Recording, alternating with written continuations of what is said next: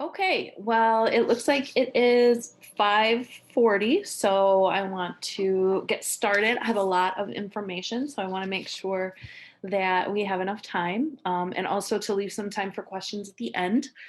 And so, welcome to Media Literacy Tools for Teachers and Students. My name is Kimberly Regglesworth. I am a high school teacher in Onaway, Michigan, which, if you don't know where that is, on the hand map, it's up on the index finger up on the tip. So for any of you that are in southern Michigan, I know you all had like some really nice weather today. We got like 6 inches of wet snow. So we probably should have had a snow day, but we didn't. And that's all I'm going to say about that. So I'm really excited to share this presentation with you. I've done this a couple of times. I am kind of constantly changing it and adding things, taking different things out. So hopefully it's as up to date as it can possibly be, but as we know, things on the internet are never as up to date as they could be. So let's get started. So I've got a really quick little video here, and I'm hoping that it's going to work. That's my only concern is this video going to play through with the sound? Because sometimes Zoom hates me. So we're going to cross our fingers that you can hear the sound of this. And if you can't hear it after it's played for a little bit, please let me know, like give me a shout in the chat and we can just skip it. He asked that we keep his identity hidden. So let's call him Dimitri. Just a guy making a living in the small town. I wrote that the celebrity wants to kill Trump. The Queen of England wants to meet Trump. Trump and Putin had a secret meeting in Mexico. Dimitri is 18 years old, and he says that in the past 6 months, he's made more than $60,000 writing, posting, and sharing fake news articles about the American election. His biggest cash cow? Make America great again. Donald Trump. Trump is not a politician just like any other. I think that nothing could beat Trump supporters when it comes to, social media engagement. And that's why we stick to Trump. In the final 3 months of the presidential campaign, the most viral fake news stories outperformed the most viral real news stories on Facebook, according to a BuzzFeed analysis. Most were pro-Trump. And some 150 fake U.S. politics sites have been traced here, to Dimitri's Macedonian hometown. He was willing to lift the veil on his bootstrap operation, which he claims garnered 40 million page views in the past 6 months.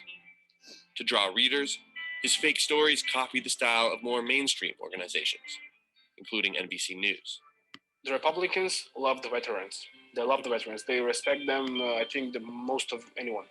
And what you do is you say Obama donated 300 millions to Hillary Clinton's campaign that he took from the veterans. And people will open that immediately, saying why. For headlines, he builds on a format that might also be familiar to consumers of traditional news. The most read news articles are usually the one containing the clickbait words. And the clickbait words are, as you know, the oh my god, breaking news, wow.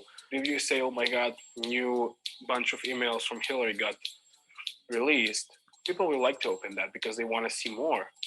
Really, Dimitri says, the fake news game is pretty straightforward. You see what people like, and you just give them. If they like water, you give water. If they like wine, you give wine. It's really simple what we do. Fake news has affected developments. In a country with almost a quarter of its citizens unemployed, and in a town with an average annual income below $5,000, the impulse to deceive was seemingly irresistible. So now, as the money flows, so too does the liquor.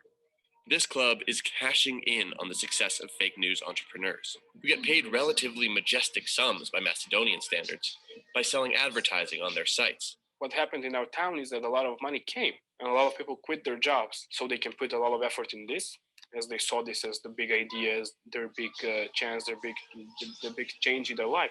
One venue here even plans to host a club night on the day Google pays out its ad revenue. In response to concerns that fake news may have influenced the election, Google and Facebook recently announced new measures to crack down on sites like Dimitri's. But his Google AdSense account is still up. Besides, Dimitri says, fake news didn't alter the election. And if anyone needs to take responsibility, it's surely not him. I know who is the responsible one for the election, and that's the American people. I think the American people take their politics not as serious as other countries do. No offense to Americans, but we don't believe such hoax news. Hey, NBC News fans, thanks for checking out our...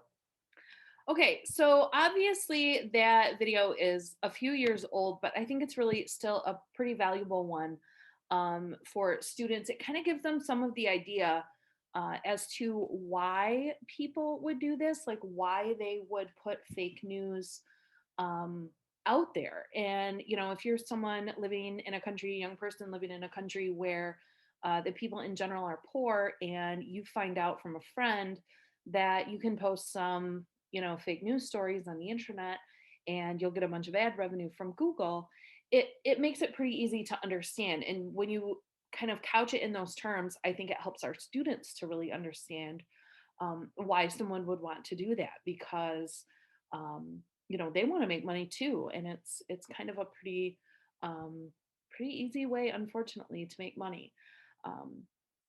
So what I have here, just really quickly, and I will not disrespect you by reading it to you, just some more information about some definitions for what fake news is. And this is a lot of really good information. You know, throw the question out there to students, ask them what it is, and have them try to come up with their own definition. And it can be any bit or part or all of this together can sort of give you a good definition that students can be able to utilize. This is another item that you could sort of use to talk about the different kinds of misinformation and disinformation. And I know that this first one up here, so they kind of go from maybe least to most malicious. So over here was satire and parody.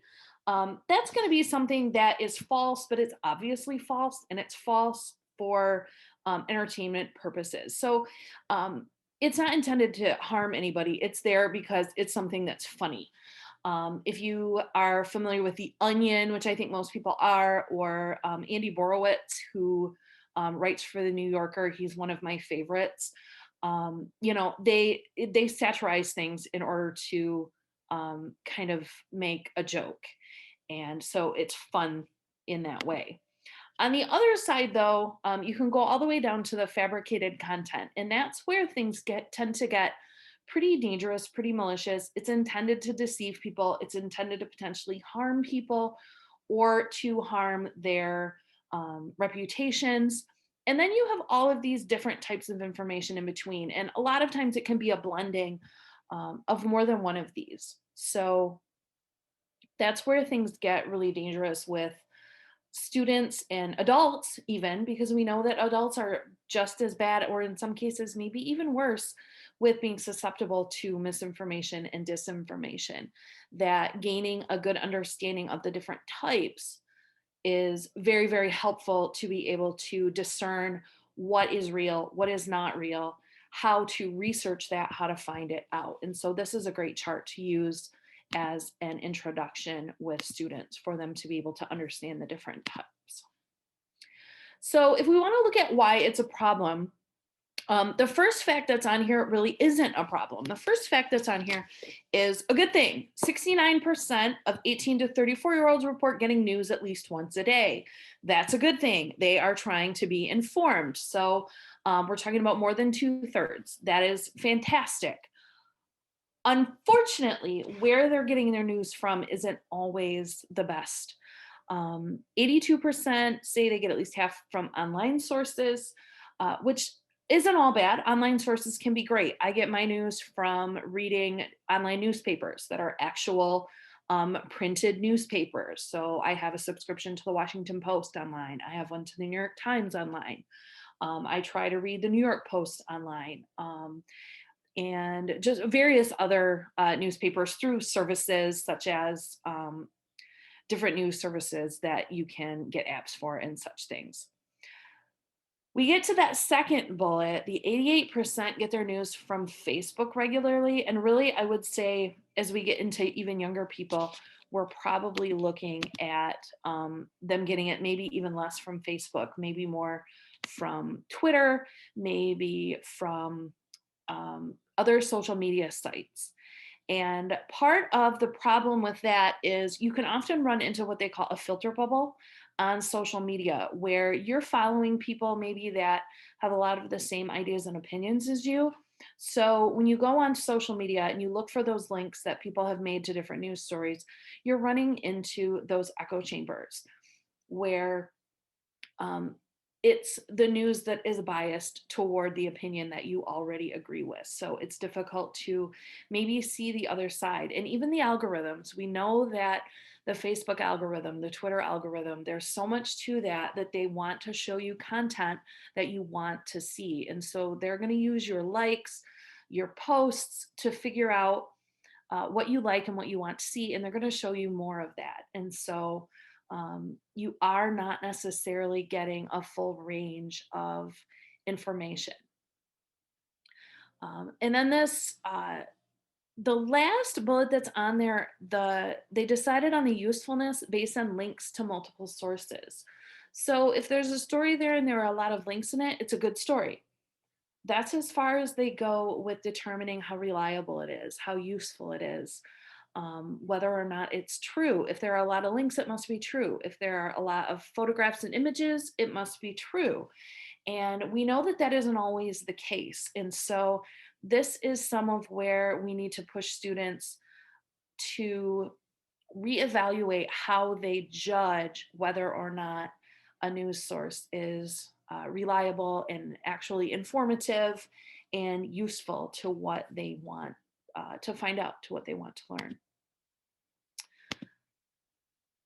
So a little bit more about why it's a problem. I'm sure probably quite a few of you are familiar with the Stanford History Education Group, and they have their Civic Online Reasoning program that has a number of lesson plans. I'm going to talk about that a little bit later.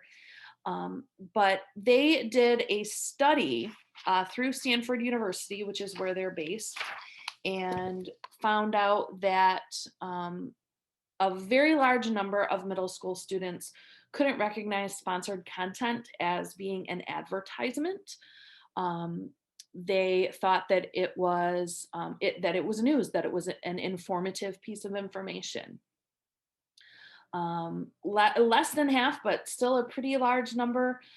2 out of 5 high school students thought that a source was reliable because there was a photograph there. The particular one that they used had a photograph of a double-headed daisy, which is just a natural mutation in daisies, but they were citing it as an example of leaked radiation from the Japanese nuclear plant several years ago in 2011. And then also undergraduate students didn't realize that a professional polling organization was a professional polling organization and was actually conducting legitimate polls that had real information and real news that they could use to as evidence to prove a point. So also this idea of there being political agendas and that different polling organizations and different lobbying organizations could twist the information in order to sort of prove their own point. So kind of that old adage that you can make numbers say anything. So there is a lot that they need to be able to look out for. So hopefully I'm going to be able to give you a whole bunch of tools tonight that you will be able to use with your students as well as use yourself to sort of perk up your ability to teach about this and to help students understand it. So one of my favorites, and full disclosure, I am a member of the Icifix Educator Network, have been for several years, but I love their stuff. I would not be associated with that group if I did not love their stuff. I use it all the time with my students. And they do have some targeted lessons as well as one of their games for media literacy. And so for middle school, they have a media and influence unit that has got some readings and then some activities. The high school unit is similar to that. It's a little bit more in-depth with more reading and a little bit more difficult reading level, and some more in-depth activities for the students to do. I use that news literacy unit with my civics classes every year. And then we go into playing the game. And in Newsfeed Defenders, if you are not familiar with Icifix, that's kind of what they're known for, is their interactive games to teach civic and now historical as well concepts. And in Newsfeed Defenders, you become the manager of a social media site that is for students. And you have to determine if the information that people are trying to post on your social media site is appropriate. So you're actually vetting these articles and different things that people are posting to determine whether or not it meets the criteria. So they give them the criteria at the beginning of the game that it needs to be researched and it needs to be unbiased, etc. And then you can go through and move up the levels of the game if you are successful in determining what is good news and what is not so good news that should be posted on your website. Icifix is completely free, and you can create a class on there. They are fully integrated with Google Classroom. And they have just started using Kami integration, which allows you to assign their PDF lesson plans through the Kami platform. And so students, whether they are face-to-face, whether they're remote, whether they're hybrid, they can actually fill out those PDF documents right on screen using either the Kami app on a phone or a tablet, or the web app on a Chromebook or a laptop. So it has really kind of stepped them forward a little bit to be able to really cater to all of the different ways that we are teaching and learning across the United States currently. Another thing that I have used quite a bit with my students is from Pbs Newshour. And the video that I showed at the beginning was a video that is related to one that's in the NewsHour Extra. That one, of course, is an NBC News video, but they have a similar video in this lesson plan that kind of talks about that same little town in Macedonia where all of these young people are working so hard to spread the fake news around. So this has a couple of videos. It's got the lesson plan. It's got some extensions. It's really some very good stuff for helping you to teach your students. Another kind of one-off lesson plan is from the Youth Leadership Initiative. And this is out of the University of Virginia. And it's called Are You For Real? And again, kind of talking about this one a little bit more is talking about making sense of the news cycle, which is a little bit of a different shift, but is still very good for getting students to understand the how and the why of media literacy and how to reach out and figure out those things.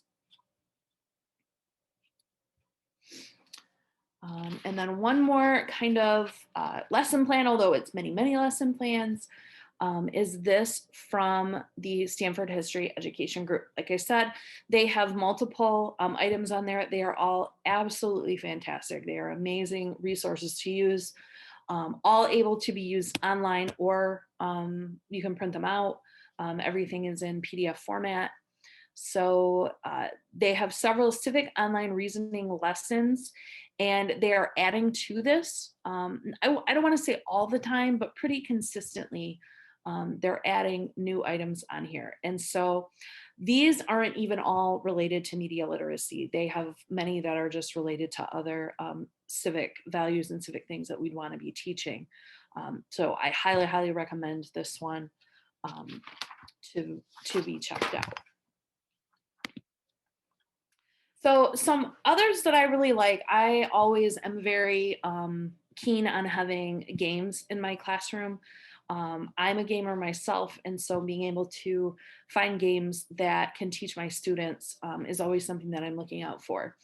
And so the three of these are um, online games that sort of go toward different topics, but all related to media literacy, fake news, that kind of thing.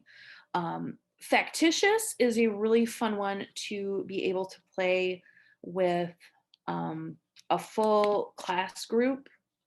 Let me see if I can get this one to come up.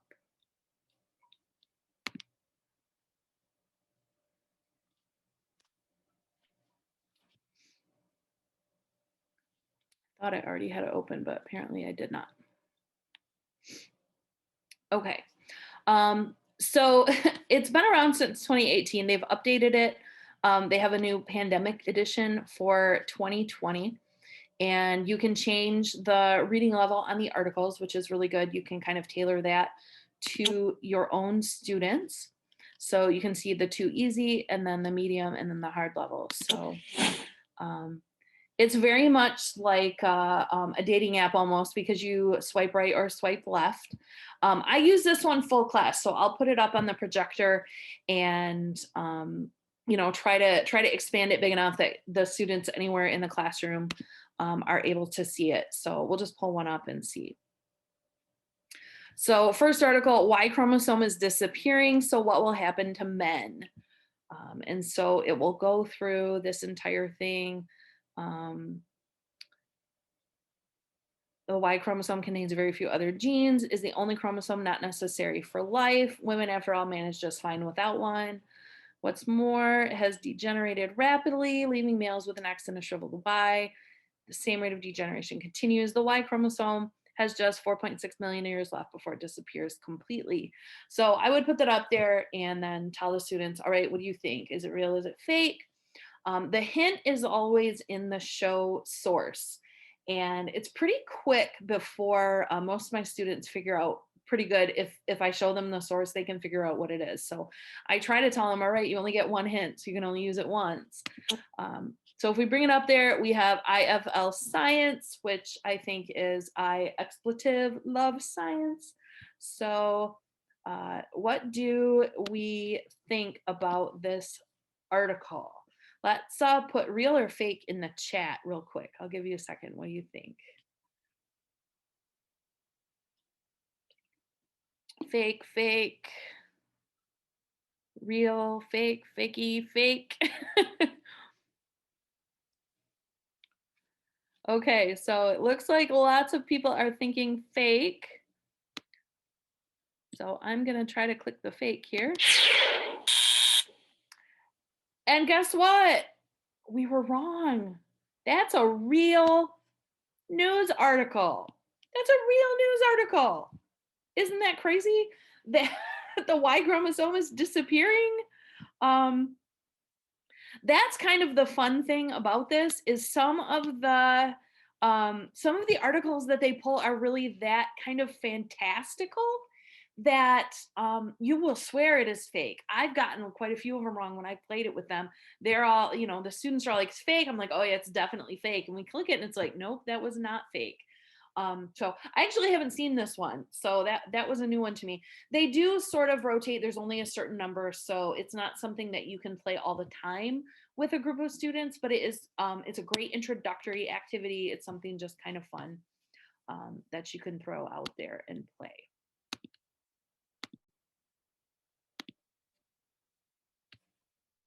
Okay. There we go. Bad news is sort of similar to that. Bad news is one that's maybe more geared toward individual students being able to play it, and it's fairly quick. You are just acting as a text person, and so there's a bot that is going to text you, and you have to interact with the bot to determine what sort of things you're going to post. And so you're just trying to get a high score. Fake it to make it is much more in depth. And fake it to make it is actually looking for you to create your own fake media empire. It's a pretty in-depth game. It takes anywhere from 30 to 40 minutes to play it from beginning to end, depending on what difficulty level that you do and how far you're going to go. So it actually puts you into the role of a 20-something person who is trying to save up some money to either buy, I think like a guitar, or you're trying to buy a pay for rent for a month's rent for your apartment, or you're trying to buy a car. So those are sort of the three difficulty levels. And you have to try to use fake stories. It gives you the fake stories, and you are trying to generate followers, which is going to generate ad revenue for you. It's a little scary to do with students, because I always think, oh my gosh, am I teaching these kids how to go out there and like create their own fake news empire? I don't really want them to do that, but they really do get a good understanding of the ins and outs of how the algorithms work, how the advertising revenue works. So that one is definitely a really good teaching tool to use. So go through, kind of teach about media literacy, and then have them play this game and see what kind of reactions they can get. It's great to have them play all the way through it, and then reflect on what they learned, how they understand, again, why people would want to get involved in this. It's a good partner with that video from the beginning of the presentation. Okay, so some strategies for teachers kind of on the other side. ISTE published this book in November of, I think, 2018, 2019. I don't know. The before times kind of all run together, as a lot of you probably know. But I have this book, and it's absolutely wonderful. There are so many good ideas for teaching in this. Highly recommend it. Highly recommend ISTE as a resource as well. It is the International Society of Technology and Education, I think is what it stands for, but it's a technology group. And they have a great conference every year, as well as all kinds of resources on their website about not just media literacy, but digital literacy in general. So great stuff there. PBS also has a media literacy educator certification program that you can go through. It's kind of a mini credential. I think there are 8 or 9 little mini units that you have to go through.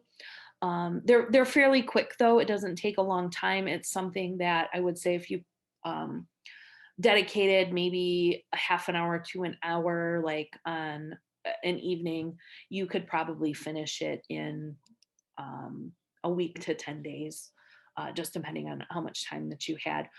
It's very informative though. I went through and did it a couple of years ago, and was really happy with what I was able to learn, and was able to kind of share with students from that.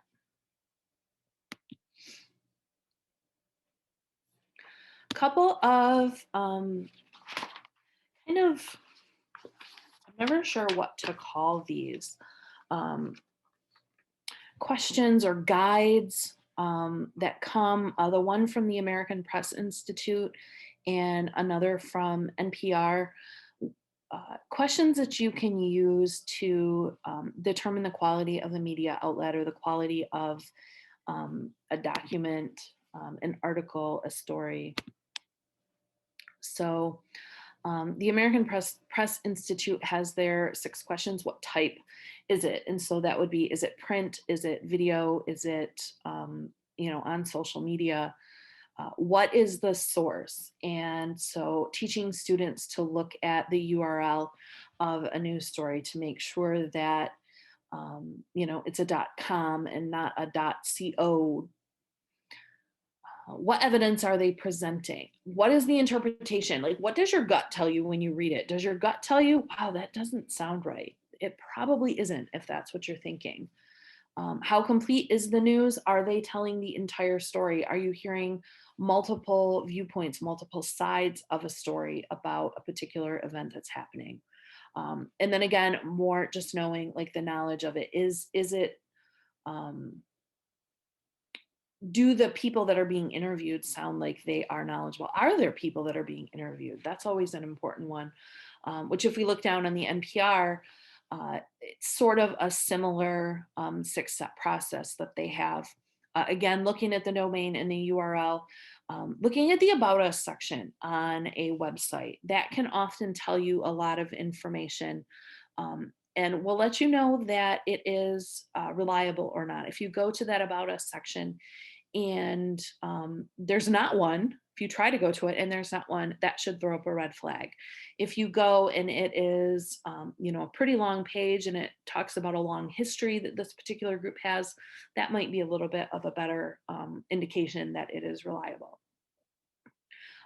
Quotes in an article. Are there quotes in a news article? And is there identification of the people who said the quotes? Can you look that person up? Can you kind of reverse engineer this a little bit and look up the person and see if they were listed as an authority of some kind? Can you find more information that that person actually exists? If it names a Defense Department official, but it gives their name, look them up.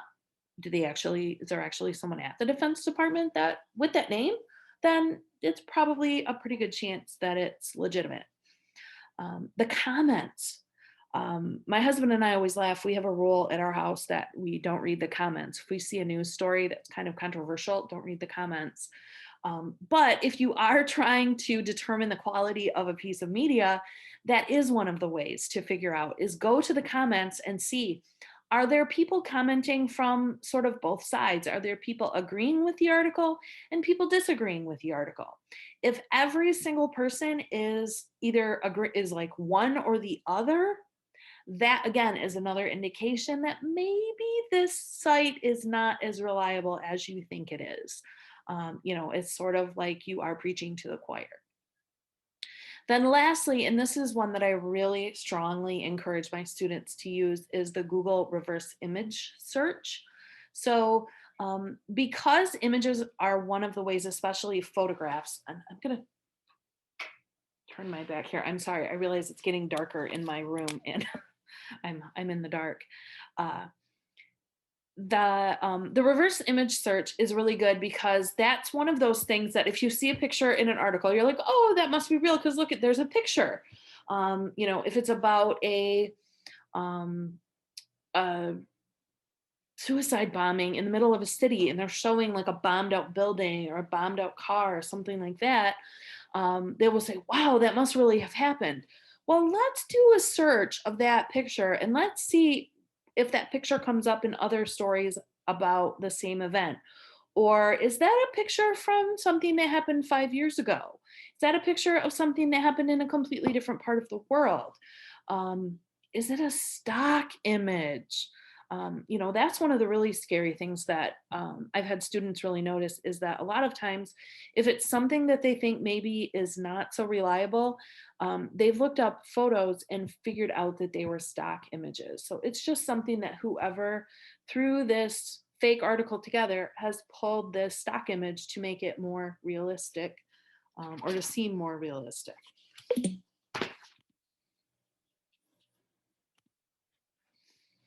And then lastly, Newseum Ed. I know many of you might know Newseum. They had their big museum in Washington, D.C., and it closed, unfortunately, permanently at the beginning of 2019.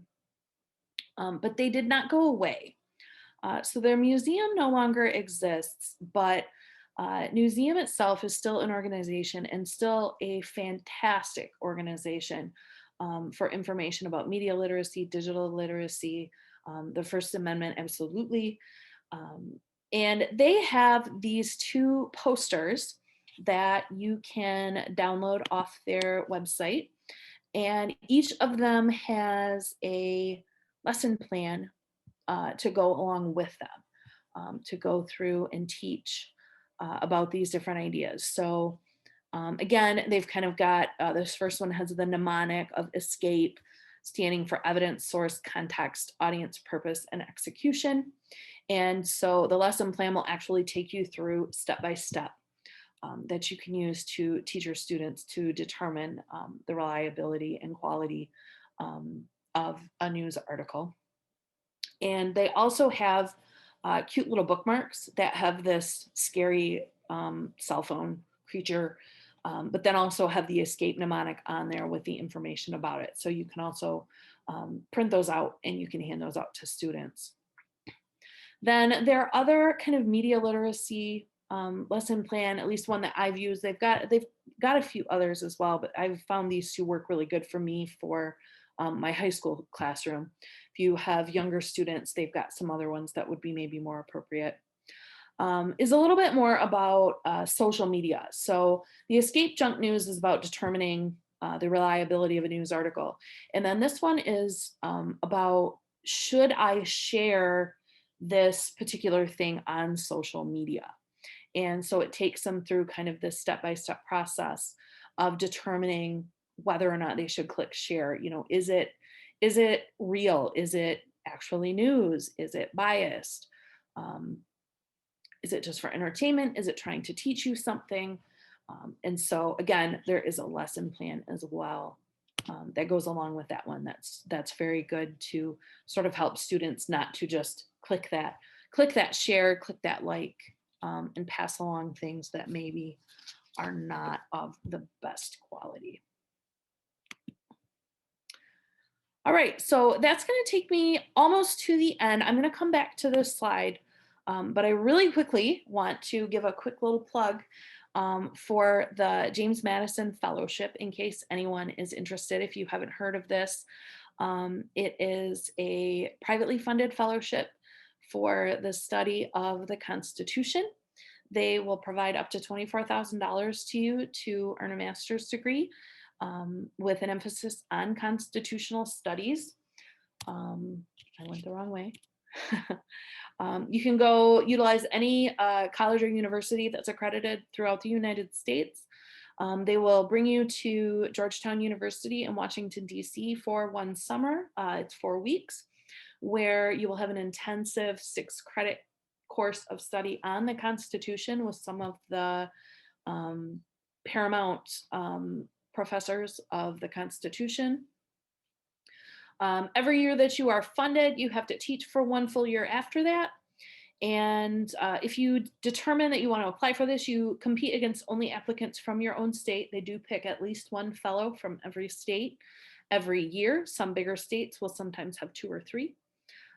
Applications are due very, very soon. That was the only thing. I'm like, oh my goodness, they have like 5 days. And it's a substantial application, but it is definitely worthwhile. I did this program back in 2012. It was the greatest professional development of my life.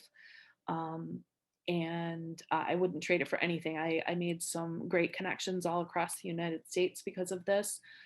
So I very, very strongly recommend it. If you have other questions about that, I would be happy to answer any questions that you might have about that.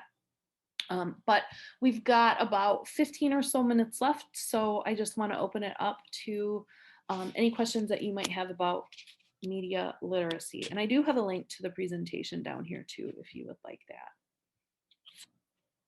You probably will, I just realized you probably will want this link. I'll leave it up there for just a little bit longer. After those couple of slides about the Madison Fellowship, there are actually 4 slides full of resources. Some of them are links to the things that were actually presented in here. Others are links of things that I have taken out. So things that I've had in this presentation in the past and I've swapped them out. So you may go digging in there and find something that you really like that I've just replaced over time in this presentation. So definitely make sure to check out all of those resources because there's a lot of good stuff in there.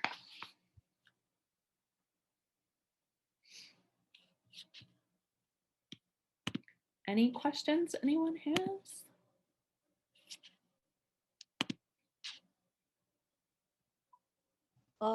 Yeah, so that link, we can just get it and that's your presentation again? Because there's Yeah, so much good stuff. I was trying to write everything down, but I want to be able to go back, and really great on the 7 things of the meeting. I didn't get all those, so I really want to be able to go back and do that if I could. Yeah, absolutely. This bit.ly link will get you this this entire slide deck. So yeah, you'll have all of the slides in there, as well as those the 4 slides that are at the end that have all of the resources. Would you And care if we show the kids any or not? oh no, absolutely, go for it. Okay, thank you. Yeah, no, this is free and public for anybody to use. Oh, it was great. Thank you so much. Really good. Really good. Oh, Thank and you. Melissa said in the chat, I love to use the Northwest Pacific tree octopus as a lesson for fake news. That is a great one. If you haven't seen that one, it's a great one because it tricks kids so well. They are just all upset about this tree octopus and trying to save this mythical fake creature.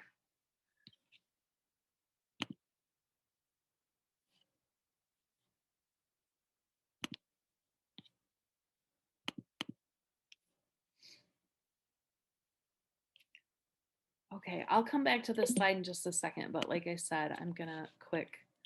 So yeah, so you can see links and links and links and links. So there's a ton of stuff here. And like I said, so much of it isn't covered in this slide deck, but like Checkology, I don't think I have anything about Checkology in here anymore. So yeah, there's a lot more good stuff in here. So all of the games, Factitious, Fake It to Make It, Bad News, all of those games are right there. There's a link, I think, yeah, some links to Icifix that are in here. So these are the lesson plans and the game. If you wanted to be able to use those in there as well. So. All right, well, I would like to thank everybody for coming. I appreciate it. And I hope everybody enjoys the rest of the conference and has a great rest of their week. We only have a few weeks left until it's spring break, and I'm super excited about that, just to have a few days away from school and be able to recharge my batteries a little bit. So everybody, I hope you all stay healthy and your families stay healthy, and have a great rest of your school year.